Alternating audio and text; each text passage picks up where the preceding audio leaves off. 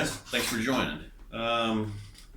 Different format today. I think what I'll do is I've got an article on my website that goes through my microgreen setup, my build, my 5-tier rack system. And I want to show you that just so you guys have an idea that if you wanted to go big, what it would cost. And then I've got a couple of examples of some smaller kits I used, which were much more economical if you're just starting out. Honestly, I wouldn't suggest going with a big 5-tier system if you're just starting. But I thought maybe I would, sell stuff at the farmer's market, so I figured, why not? So we'll get on the computer, we'll go to my website, and it's got a list of items I used, and even some links. Most of the stuff I found on Amazon, except for the shelf system, which I found at Lowe's, or a big box hardware store. And then after that, we'll go down and take a look at the system just so you guys can get an idea of some of the items up close and what they look like installed. So let's do that. Give me a second to get the computer hooked up and we will be good to go. Thanks. All right, here we are at my website, frasergreens.com. And the article, I'll leave a link to this in the description, but the article is, what do I need to start growing microgreens? And this one, as you can see here, is a 5-tier, is the larger one I was talking about. If I was to do this all over again, I would probably go a smaller route, but my thought process was down the road, if I wanted to sell at farmer's market, I wanted to have enough shelving space. Let me scroll down where I could put, so this is 5-tier. I usually don't put anything on the top, but you could have 4, so you could have 16 rows, or 16 trays, of product growing, which is quite a bit. You'll see if you ever grow anything in a 10 by 20, you get quite a bit if it's just for you and the family or some friends. But if you're gonna go potentially sell at a farmer's market, you could definitely do it with one of these shelving systems. Excuse me. Okay, so and here's basic microgreen setup, and I listed out the items that I bought and realized that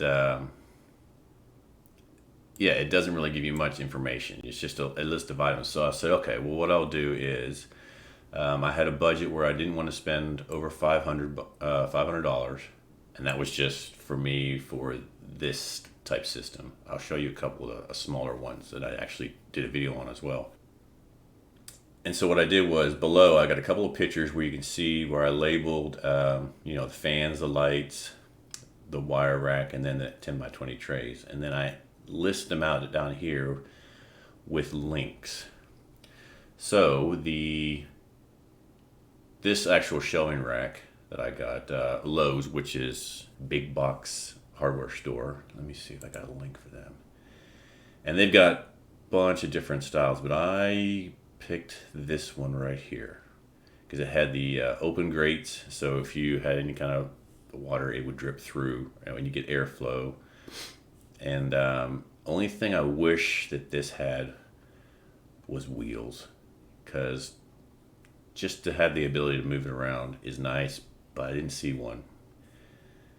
And then again, you don't have to get one this size. You could go a smaller route. I just wanted this because it would fit 1, 2, 3, 4 10 by 20 trays. So that's why I chose it. And it was a good price, and it has some decent reviews. And then lighting. This was actually another YouTube channel called On The Grow. They had used these T5 lighting, and with great success. You can see here, you get a pack of 8 of them, and they link together. So you can start with, you could probably link up to 3 for each shelving if you wanted to. So it's nice that they link together. So it definitely helps your cable management. And for 8 of them, $55 is not bad. And they're low wattage, 20 watt. They've got high output. So basically that lumen, it's super bright. And these were 4 feet. So that also perfectly fit the length of the shelving unit. So just, they do make smaller sizes, so you can just check these out. I think Barina, they may have a 3 foot, they might even 2 foot as well. So whatever shelving one you're getting, you can adapt it accordingly. USB fans. So this, as you can see here, I don't know that I've got another set down here, but you can't see it. It's all about airflow. It's just so you don't get stagnant air. You don't encourage mold. It's just to keep air flowing as if they were growing outside the wind, so to speak. I got these, and they are the 80 millimeter. If I was to do it again, I would go up to the 120 ones. 140 millimeter may be too big. But as you can see here, it's got this USB. Let me click on this. USB plug, and this you'll want to get a power strip that has a USB plug input, because you can link these together. So if you had two sets or 6 fans, you can link them all together, and then if you put this one of them on high, all the other ones will run on high as well. So that's a nice feature. So I highly recommend them, and they're pretty good price, and they'll last you a good while. So yeah, if depending on your shelf size, if you get a smaller shelving system, 80 millimeters would probably be fine, just good enough air breeze. But if you're gonna have a larger one, get the 120s, just so you can promote good airflow. Power strip. Let me click on this. Yeah, so down here is the USB plugs. So this is, you want one that's got the USB plug, so you can plug your fans into them. Timer, there's a bunch of them. Just find a timer you liked that's got 3-prong plug outlet on it, because you'll plug one of these or something similar to this in for your lights. So you have a timer, say you want to run your lights from 7 a.m. till 10 p.m. And if you've got 3 sets of lights, the timer itself probably will only have 1 plug. So if you get one of these, you can plug all 3 of them in, and then all your lights will be synced to same time. So that's nice. That really is nice. So yeah, so you guys can go to this article, and that's why I put all these links in there, because this was my biggest problem when I was looking, is that I couldn't find anyone that says, just give me the setup. So I'm trying to do this to help you, and hopefully it is helping you guys out. 10 by 20 trays. I started with these. There's, I think, Bootstrap or someone makes the hardier ones, and they're thinner. The height is thinner, or lower profile, I should say. But they're pricey. So these was a pack of 10 for $35. So it's a good starter. I mean, even if you may not think you need 10, remember, when you start, you'll have, this is the bottom where you'll have the water, and then you'll have another tray, the tray with holes that will sit on top of that tray. So you have water on the bottom, and then your seeds will go in the one with the holes. And then when you put your seeds into germination, you'll have another one of the no holes sitting on top. So it puts it in blackout, just so they start germination. And you'll do that for a couple of days. So just keep that in mind when you buy the trays, that you will need some, we'll call them cover trays. Optional items, and this is depending on the room you're in. That's why I had them as optional, or even the shelves, because you could probably get shelves that are not the open grate. Let me see how this is an open grate,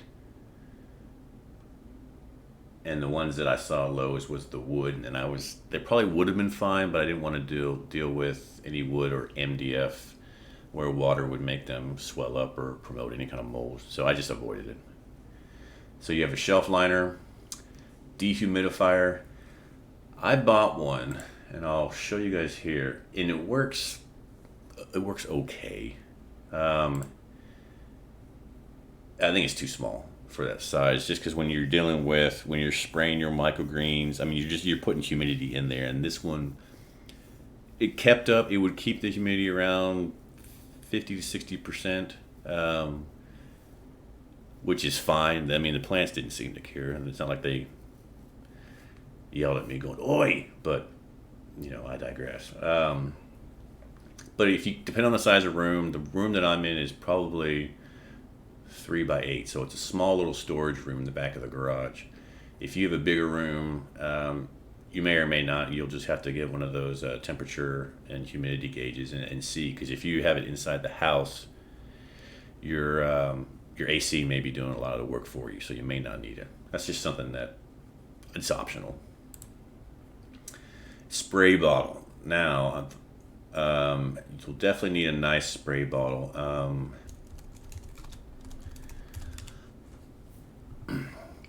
Now these, they work, but for whatever reason, when you spray this a bunch of times, it just cramps your hand, and they're just not comfortable. That's why I like these ones that you can pump up and pressurize, and then you just kind of adjust this how you squeeze them, and then that lets out the amount of water. So if you can, find one that's adjustable pressure nozzle. So much easier to mess, and they're just better. And you can see, I mean, 4 for $28. This one's a larger size, and you really don't need a lot of water that you can't go in there every day and tap it up and top it up. And then I just made a note here. Prices or approximations. We know prices go up and down on Amazon or wherever. So that was just something to let you guys know. So here's a list for the 5-tier, which was close to $500, which didn't want to go above that at all. And then cable management. That's just for me from my computer and PC OCD, where you want to have your cables look nice and with twist ties and stuff like that, but that's completely up to you guys. The environment, from what I could gather, and it seems to be relatively true because I haven't had any issues in that room, because it's been hovering around this range, 70 to 80 degrees Fahrenheit. I'll have to do the Celsius conversion. I don't know what that is off the top of my head. And then around 50% humidity. But I honestly haven't tested just growing microgreens in the garage here in Texas in the summer and see how they do. So that's something I may do a video on, to see how resilient these seeds are. I'm assuming they're pretty resilient. Also, if you don't want to buy the larger tier, if you're just going to start out, I did a video on this with along with this one. And let me see, what are the prices for this? Excuse me. Okay, so this one, $30 to start out. And this one's cool because it comes with everything you need. It's got 2 packs of seeds. Oh, that's backwards. What did I say? Oh, you get your sunflower seeds, and then you get a mixed seed, which is kind of like a salad mix is what I call it. You get this container. Inside this is a plastic container as well, just so that you can put the seeds in.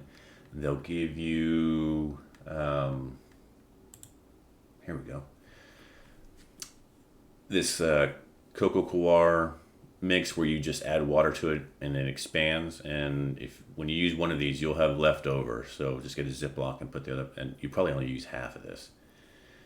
And they give you a spray bottle, so that works. So you can see the plastic insert here. So this one gives you everything you need to start. And I tested this with their salad mix and just stuck it by a window. I didn't have any grow lights or anything, and it worked just fine. So this is a perfect way to get started. This is what I would highly recommend for new people. And it worked well. And it's, to be honest, it's much prettier than a shelf system. This one I was actually really impressed with as well. What is the price on this one? So this one's $24 as of the time of this recording. And it's, I don't want to say it's cheap, but it's, for $23, you're getting, it holds together fine. The wheels may pop off if you roll them too fast. But other than that, it does a good job. And these trays, to be honest, are one of my favorites. I mean, the seeds just seem to love it, where if you have a grow pad and then put your seeds on top, they just shoot the roots right through there, and then the water is there for them to drink, so to speak. And I believe these pictures that it grows like that, because my pea shoots did exactly that. So this one I would highly recommend just for the trays themselves. So if you don't want to, I would start there. Honestly, if you're getting into it, start there and then just go pick a couple of seeds. I have an article on the top 5 seeds that I like for starters, that you can use with cooking and taste well. You can just eat them by themselves. So so start small and gradually get big, as they say. And then I mentioned here about the humidifier. I would go for a bigger one next time. All right, so there's that, FraserGreens.com, and the article is called "What Do I Need to Start Growing Microgreens?" And it's got a couple of pictures. It's got links where you could at least get you going in the right direction. And then it's got a list of the prices. And then just for disclaimer, some of these Amazon has affiliate links for me, and that just supports the channel, which you guys know how that goes. And it's much appreciated if you do.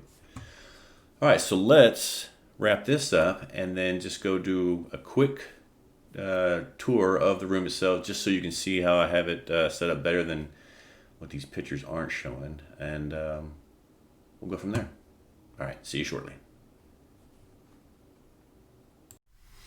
All right, so this is the room off of the garage where I've got my microgreens.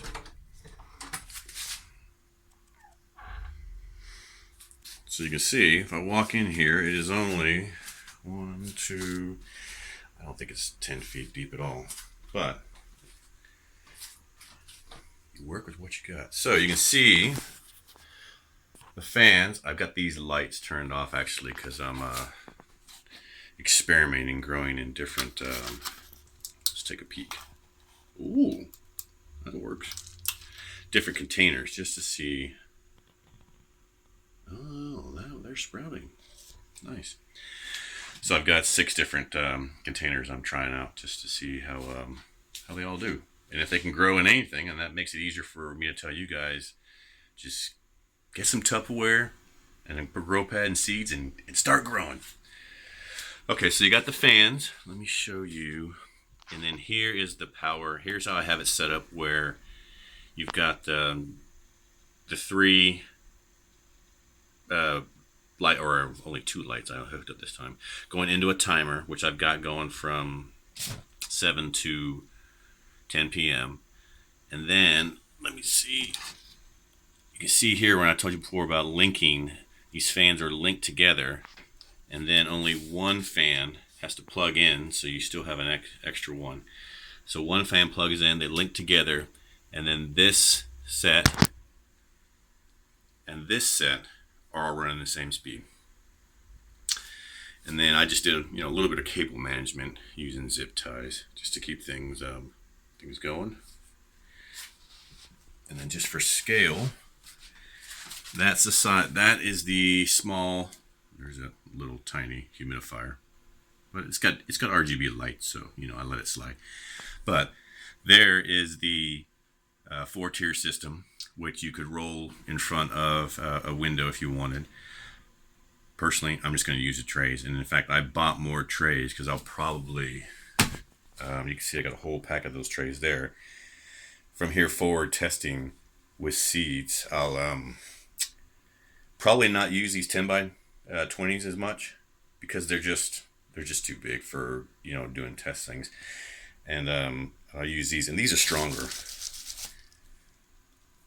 and they're easier to handle, and you just lift up and water the bottom. So they're just easier, and they're cheaper. So I like them. Well, all right. As you can see, we've got a little gauge, so it's 53% humidity, 73 degrees in here. So that's probably why they're all happily germinating. All right. Well, that'll do it. Hopefully you guys found this helpful. At least get you started. And I'll probably do a couple more of these using what I've got on my website, so you guys have at least a place where you can go reference with links. Sometimes I do forget to put them in the description. And hopefully this gets you guys started in microgreens. All right. Thanks.